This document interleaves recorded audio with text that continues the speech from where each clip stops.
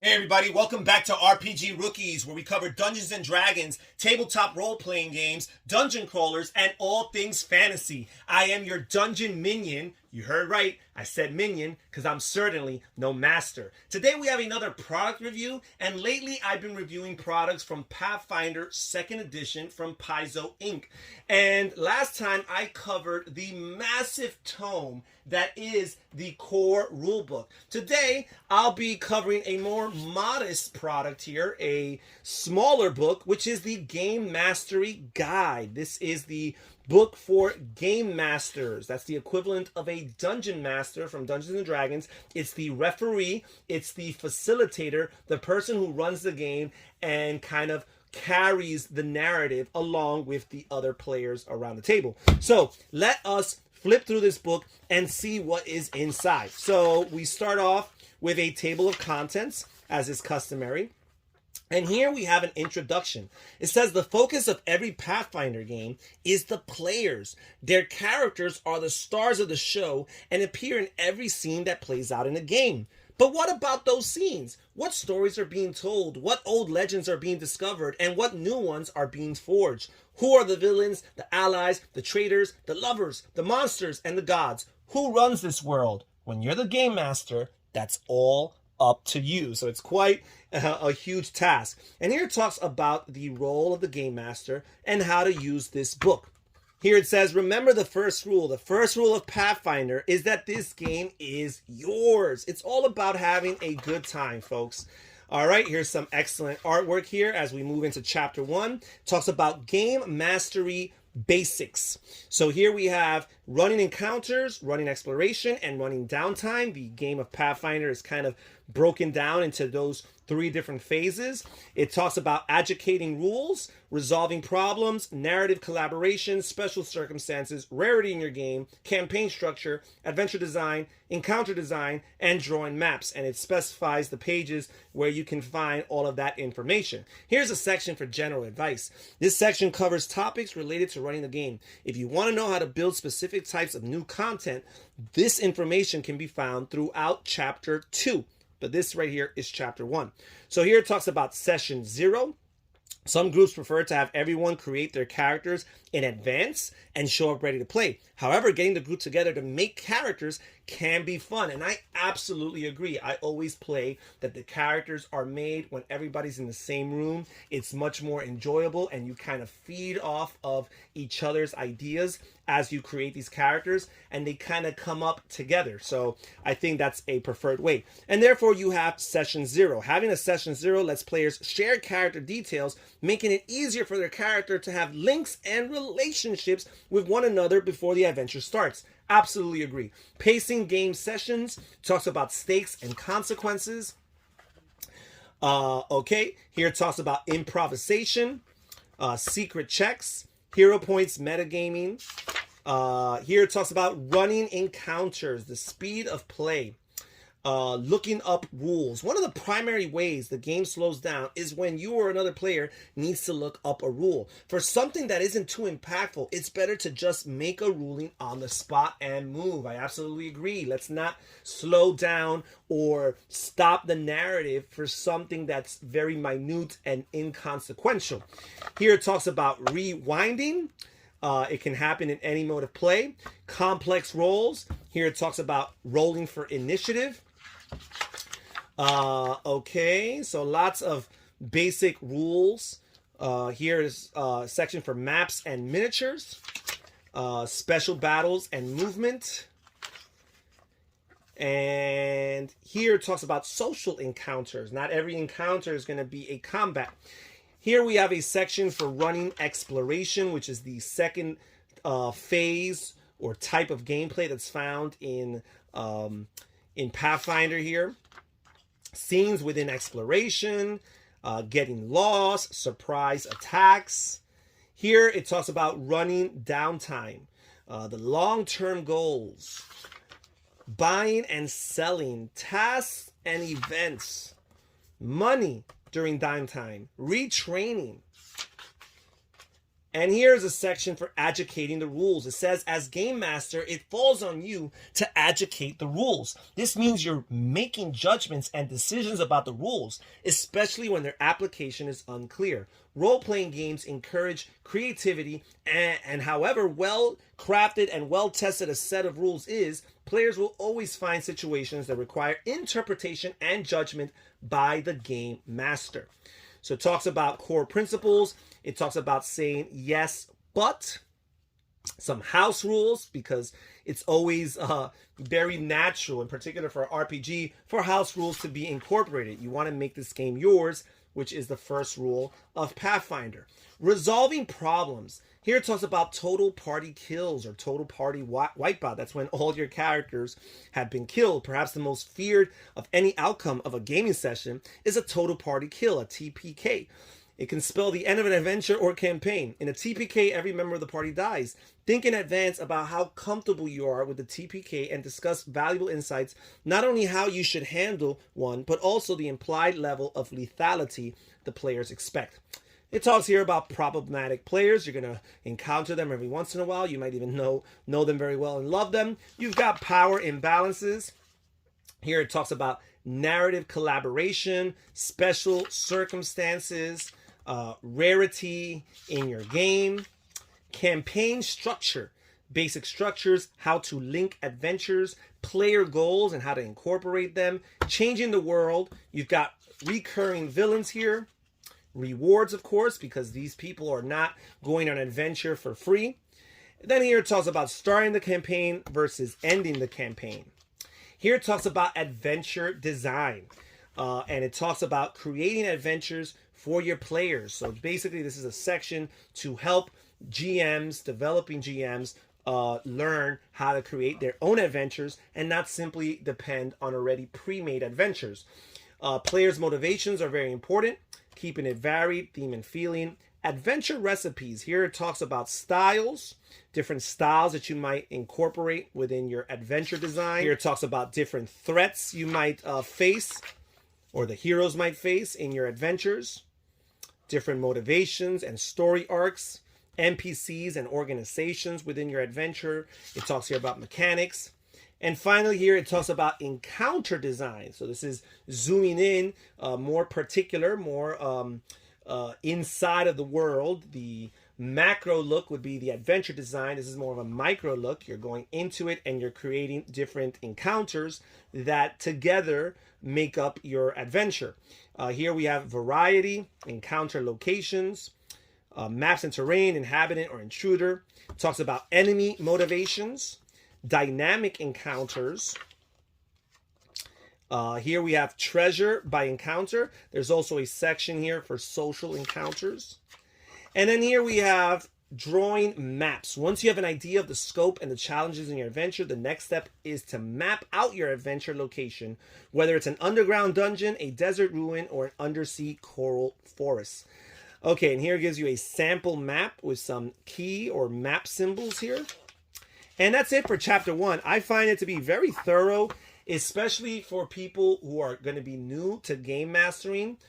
It's a great introduction to not only tell them the mechanics of game mastering, but also explaining some helpful tips as far as the philosophies of game mastering in role-playing games. Here we have chapter 2, which is a section for tools that the GM is going to use. So here we have building creatures. It says making your own creatures fleshes out your game world and lets you introduce concepts not yet available in published products like the bestiary volumes. And I think it's really neat that they actually encourage game masters to create their own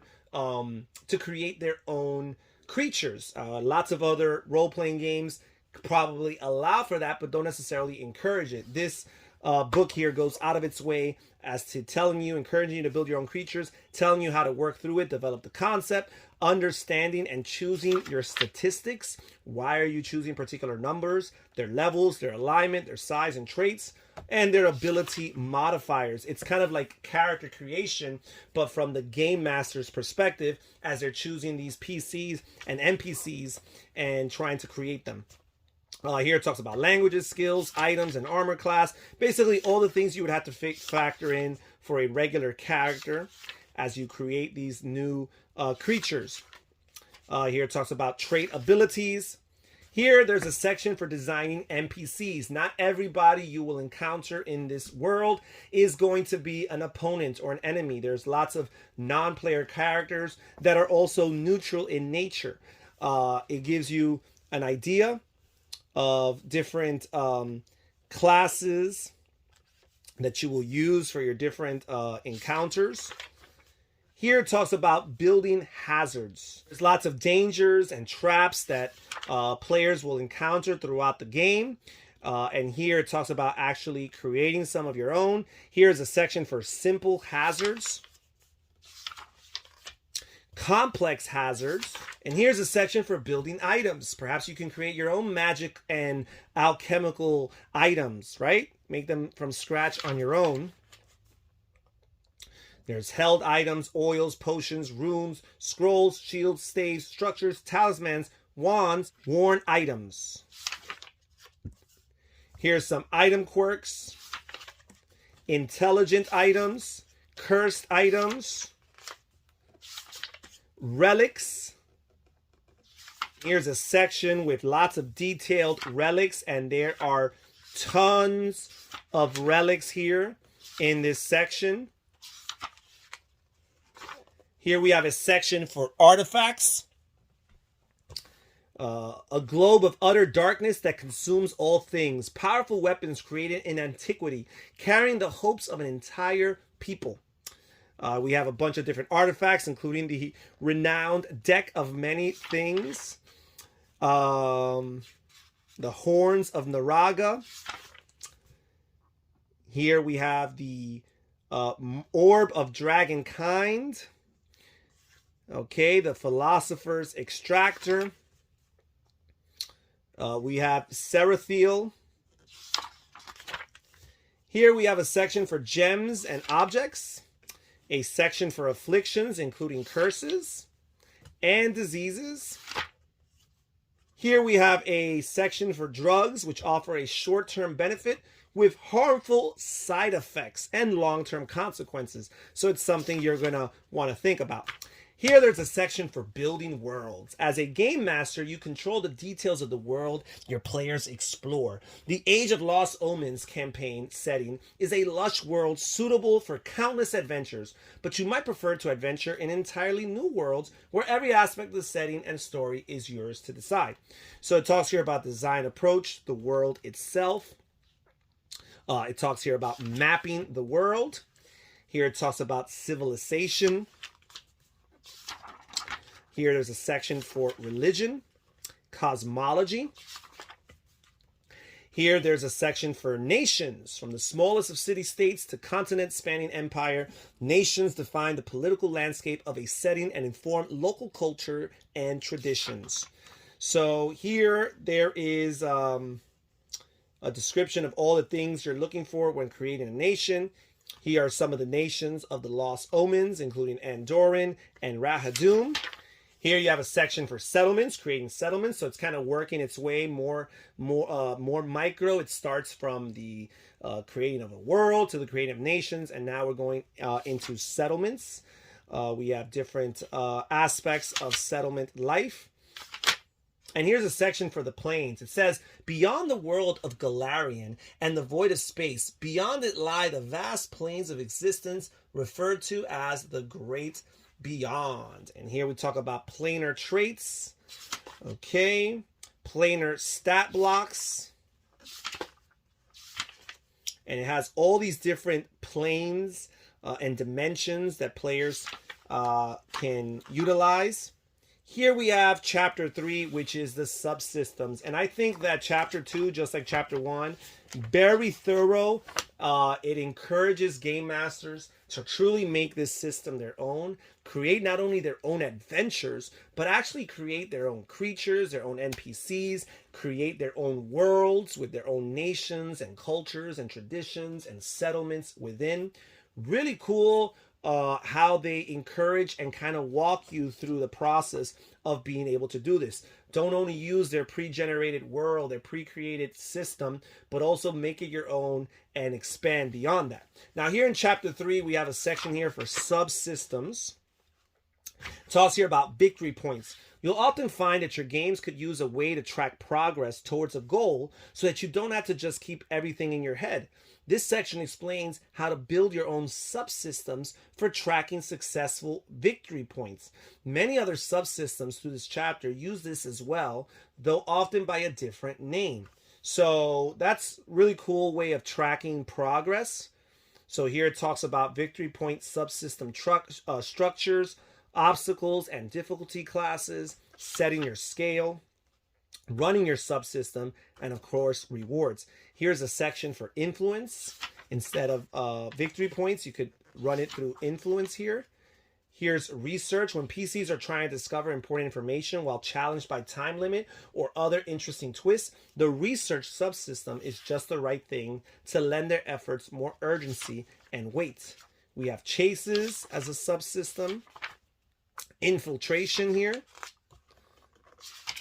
We have reputation. Here we have sections on a duel. Sometimes conflicts become personal. It's not the entire group against a challenge, but one character struggling against the skills of a single adversary. In many societies, duels are considered a reasonable way to resolve individual differences, though others consider such practices, especially the more deadly varieties, to be a savage affront to law and order. Okay, here we have a section on leadership. Here it talks about hexploration. Few activities epitomize adventure as much as pure exploration through an unknown wilderness. Leaving the city streets and trade roads behind and striking out into the unknown can test the mettle of the most experienced adventurers. But such efforts reward those seeking fantastical sights, natural resources, and unforeseen opportunities. And here it talks about designing a hexploration map. An example of a hex map here. Here it talks about running hexploration. Here we have a section on vehicles. Talks about piloting a vehicle. Some vehicle statistics. Here we have a section of sample vehicles. We have the carriage and the cart, the rowboat, the wagon, of course, the sailing ship, the sleigh. And then we move on to chapter number 4, which is a chapter on variant rules. While the rules presented in the core rulebook are designed to give you and your group a baseline experience that's easy to learn and fun to play, sometimes you're looking for more customizable options. That's where variant rules come in. Options to alter the game's rules to fit your needs. So here it talks about choosing variant rules, ability score variants, alternative scores, alignment variants, deep backgrounds. And it talks about generating deep backgrounds, including their family background, the homeland, some major childhood event that impacted them and influenced the way they see the world, an influential associate, relationships. Okay, here there's a table for challenging relationship, as opposed to a table here for an inspiring relationship. Okay. Then here we have a section for feats and features. Here it talks about level 0 characters. So if you want to choose to vary things up, and instead of starting with your hero at level 1, you can kind of start at level 0. It's almost like a prequel. It's the origin story of your character, how they became a glorious and powerful hero.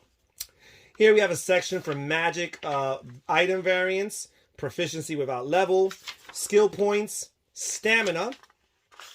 And yeah, now we make it to chapter 5. And so far, the common denominator in this book here is the idea of making the game your own, from encouraging you to create your own encounters, your own worlds, your own creatures even. It also encourages you to create your own variants to make the game fresh and fun for you and your particular group. Here we have a section for NPC and their galleries. So we have a bunch of different NPCs that you can find here, and we have their images as well, right? You got a beggar here and a prisoner. You got the chronicler and the tomb raider, the poacher and the hunter, You've got the apothecary and the surgeon. You've got the servant and the miner, the judge and the harbor master. You've got the bodyguard and the monster hunter. Okay, you've got the harrow reader and the false priest. You've got the cult leader and the demonologist. You've got the barrister and the jailer. You've got the captain of the guard and the executioner. You've got the dancer here and the beast tamer. You've got the server or the barkeep and the drunkard. Here you have the librarian, and here you have the sage. Here you've got the pirate, and here you have the ship captain. You have the merchant and the guild master. You've got the saboteur and the anti-paladin. Here you've got the reckless scientist and the gang leader. And that's it as far as the NPCs. Then we have a glossary and index at the end. And that is pretty much it as far as this product. I think it's a great guide. Obviously, so much of the stuff that you would need to play the game is already contained in the core rulebook. Therefore, this book did not need to be nearly as thick. Instead, it simply adds additional information that encourages game masters to make this product their own and to continue to expand beyond the confines of what you find in the core rulebook. I think it's an absolutely excellent product for any game master, even across different systems, to give them ideas and inspire them to do similar things in different systems or tabletop RPG systems. That's it for today's video. Thank you so much for joining us here at RPG Rookies. Please comment down below. Tell me what you think about this product here, and I'll catch you guys next time. Take care. Bye-bye.